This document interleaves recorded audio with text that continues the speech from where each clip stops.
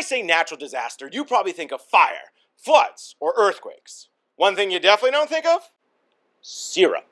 But on January 15th, 1919, the residents of Boston's North End faced a molasses-fueled nightmare, which sounds a lot more like a dark and twisted fairy tale than reality.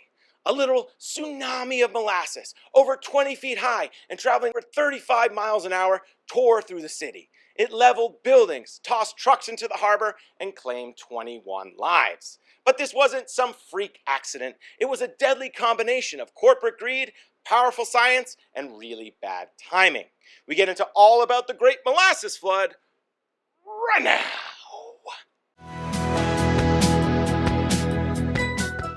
To help us understand why this event was so destructive, we first have to understand what molasses actually is. Molasses is a byproduct of making sugar.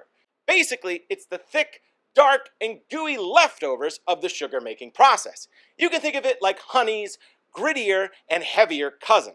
And in 1919, molasses was big business for a few different reasons. First, molasses can be used as a sweetener in baking, and it's still one of the uses of the product to this day. At the time, it was cheaper than sugar, so it was pretty popular. Now, if you've ever had a gingerbread cookie, chances are you've had molasses. Also, and more importantly for this period in history, molasses was used as a key ingredient in two very popular items: alcohol and explosives. Again, timing is everything. World War I had just ended, but in the years before the flood, there was a very high demand for explosives. But now there was a new problem in the name of Prohibition. Prohibition was a law to make all alcohol sales illegal, and it was going to go into effect in a year. So companies that made alcohol were in a mad rush to produce as much as possible before it became illegal. Now, physically, molasses is a beast. All right, it's 40% denser than water. That means it doesn't just get you wet, but slams into you with a strong force. It's also what's known as a non-Newtonian fluid, which means its viscosity, or the rate at which it flows and its thickness, changes depending on its temperature. Molasses has another special property. When it's under immense pressure, like from, say, a tank collapse, which is what happened here, it can undergo a process called shear thinning. This allows it to flow and move rapidly like water. Except when the pressure is lost and it cools back down, it becomes a thick, suffocating trap. This essentially led to the creation of a 2 million gallon wave of quicksand rushing through Boston. Okay, so now let's move on to the event itself.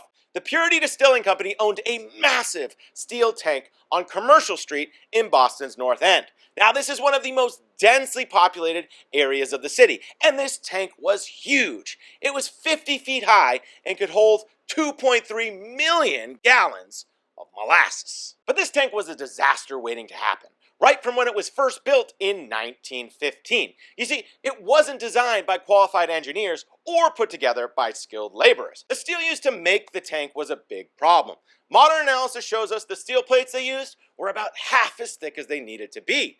The tank also leaked a ton, right from when it was first built. So much so that locals and kids in the area would bring empty cups to catch the free molasses that was dripping off the sides. The tank also made a ton of noise. Residents say it was constantly groaning and making loud noises because of all of the stress it was under. And what was the company's fix to all these problems? Well, they skipped safety checks, but they did paint the tank brown, which is the color of molasses, so that people wouldn't notice all of the leaks that it was having. Great job, guys. Way to go, team. Awesome job. Fantastic solution. The company was less concerned with safety and more concerned with profits because, as I said earlier, they were in a race against time to produce as much alcohol as possible before the 18th Amendment, or Prohibition, made it illegal and their main use for molasses disappeared. Companies probably like, oh, there's no more war, there's no more alcohol. Oh, what are we going to do with all this stuff? You can only make so many cookies. All right, so the stage is set. What happened on the actual day? To understand this, we are going to start with the weather. January 15th brought a massive temperature swing to the Boston area. Temperatures rose up into the 40s after being extremely cold the previous few days. To make matters worse, 600,000 gallons of newer, warmer molasses had just been added to the tank a few days earlier.